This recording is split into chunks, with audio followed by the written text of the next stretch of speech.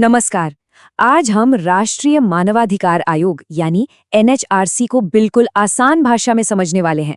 देखिए, ये एक ऐसी संस्था है जिसका नाम तो हम सबने सुना है, पर ये काम कैसे करती है, इसमें कौन लोग होते हैं और असल में इसकी ताकत क्या है। तो चलिए आज इसकी पूरी बनावट और काम करने के तरीके को एक एक करके समझते हैं। आज की हमारी चर्चा इन 6 हिस्सों में होगी। हम शुरुआत करेंगे आयोग की कहानी से, फिर देखेंगे कि इसमें कौन कौन शामिल है और सदस्यों को कैसे चुना और हटाया जाता है। इसके बाद हम इसके काम, ताकत और इसकी सीमाओं पर भी बात करेंगे। फिर कुछ खास बातें जानेंगे और आखिर में कुछ सवालों से अपनी समझ को परखेंगे। तो चलिए पहले हिस्से से शुरू करते हैं। एनएचआरसी की नींव को समझने के लिए ये जानना जरूरी है कि मानवाधिकार होते क्या हैं और आखिर ऐसी क्या वजहें थीं कि इस आयोग को बनाना पड़ा। तो मानवाधिकार क्या है? सीधे शब्दों में कहें तो ये वो अधिकार हैं जो हर किसी को सिर्फ इसलिए मिलते हैं क्योंकि वो एक इंसान है, जैसे आज़ादी, बराबरी और इंसाफ का हक। हमारा आदर्श वाक्य सर्वे भवन्तु सुखिनः मतलब सब सुखी रहें, इसी सोच को दिखाता है। वैसे कानूनी तौर पर अधिनियम की धारा 28D में इसकी परिभाषा दी गई है। अब देखिए, इसका बनने का सफर काफी दिलचस्प है। कहानी शुरू हुई अक्टूबर 1991 में पेरिस की एक वर्कशॉप से। इसके बाद यूनाइटेड नेशंस ने एक प्रस्ताव पास किया और उसी के चलते भारत ने 12 अक्टूबर 1993 को मानवाधिकार संरक्षण अधिनियम 1993 के तहत एनएचआरसी को बनाया। याद रखिएगा, ये एक संवैधानिक निकाय यानी स्टैट्यूटरी बॉडी है और वक्त के साथ 2006 और 2019 में इसमें जरूरी बदलाव भी किए गए हैं। चलिए अब दूसरे पड़ाव पर चलते हैं और देखते हैं कि इस आयोग का ढांचा कैसा है। मतलब इसमें कौन-कौन लोग हैं जो मानवाधिकारों की रक्षा का ये बड़ा काम करते हैं। ये जो पूरी संरचना है, ये अधिनियम की धारा 3 पर आधारित है और इसमें कुल 13 सदस्य होते हैं। सबसे ऊपर होते हैं अध्यक्ष, जो भारत के रिटायर्ड चीफ जस्टिस या सुप्रीम कोर्ट के जज हो सकते हैं। उनके साथ 5 नियुक्त सदस्य होते हैं और 7 पदेन सदस्य। अब पदेन सदस्य का मतलब है वो लोग जो किसी और पद पर होने की वजह से इसके सदस्य बन जाते हैं, जैसे SC, ST और महिला आयोग के अध्यक्ष। ठीक है, तो हमें ये पता चल गया कि आयोग में कौन कौन है, पर अब सवाल ये है कि इन सदस्यों को चुना कैसे जाता है, वो कितने समय तक अपने पद पर रहते हैं और उन्हें हटाया कैसे जा सकता है।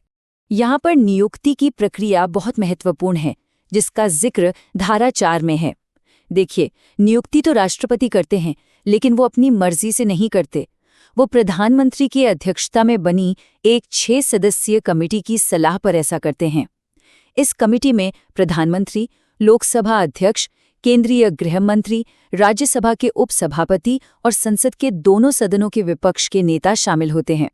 धारा 6 के मुताबिक अध्यक्ष और सदस्यों का कार्यकाल 3 साल का होता है या फिर उनके 70 साल के होने तक, जो भी पहले हो जाए। और एक बहुत जरूरी बात यह है कि उन्हें दोबारा भी नियुक्त किया जा सकता है। अब आते हैं हटाने की प्रक्रिया पर, जो धारा 5 में बताई गई है। किसी भी सदस्य को सिर्फ और सिर्फ राष्ट्रपति ही हटा सकते हैं। इसके 2 रास्ते हैं। एक तो सुप्रीम कोर्ट की जांच के बाद, अगर उन पर दुर्व्यवहार या अक्षमता का आरोप साबित हो जाए, और दूसरा कुछ खास मामलों में बिना किसी जांच के सीधे तौर पर। ये वो 5 वजह हैं जिनके आधार पर राष्ट्रपति किसी सदस्य को बिना सुप्रीम कोर्ट की जांच के भी हटा सकते हैं। जैसे कि अगर सदस्य दिवालिया हो जाए, अपने पद के अलावा कोई और सैलरी वाली नौकरी करने लगे, दिमागी या शारीरिक तौर पर काम करने लायक न रहे या फिर किसी अपराध में दोषी पाया जाए। अच्छा, अब तक हमने लोगों और प्रक्रियाओं को तो समझ लिया। अब आते हैं सबसे जरूरी सवाल पर। ये आयोग असल में करता क्या है? इसके काम क्या है? इसके पास क्या शक्तियां हैं? और सबसे अहम, इसकी सीमाएं क्या हैं?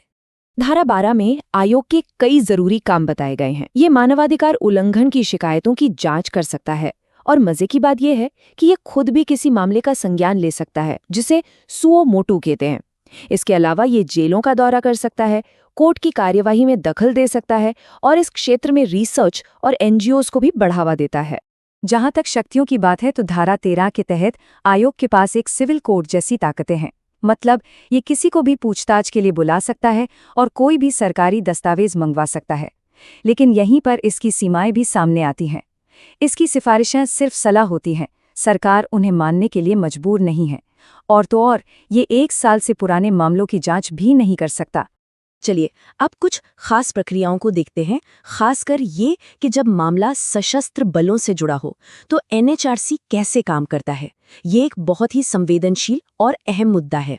धारा 19 में ये साफ है कि सशस्त्र बलों से जुड़े मामलों में आयोग सीधे जांच नहीं कर सकता।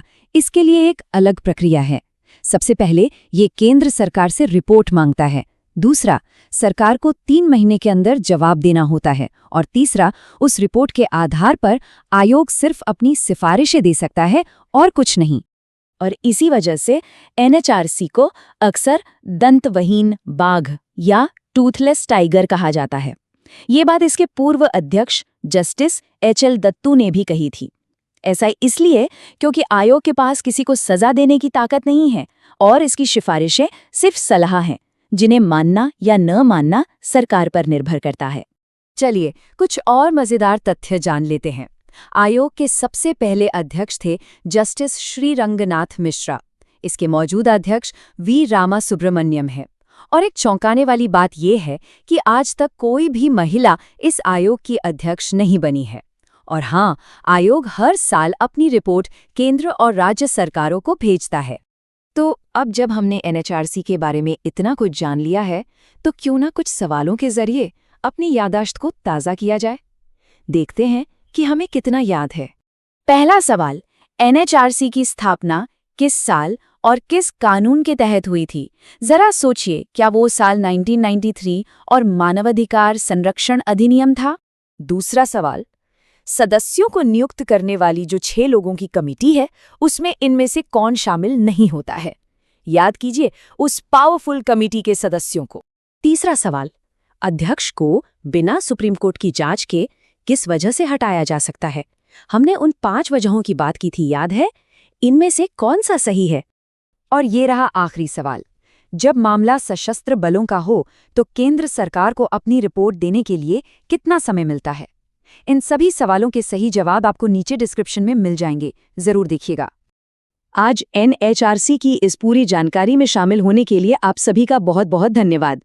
उम्मीद है कि अब आप इस दंतविहीन बाघ की ताकत और इसकी सीमाओं को और भी बेहतर तरीके से समझ गए होंगे। ऐसी ही और भी जानकारियों के लिए हमारे साथ जुड़े रहें।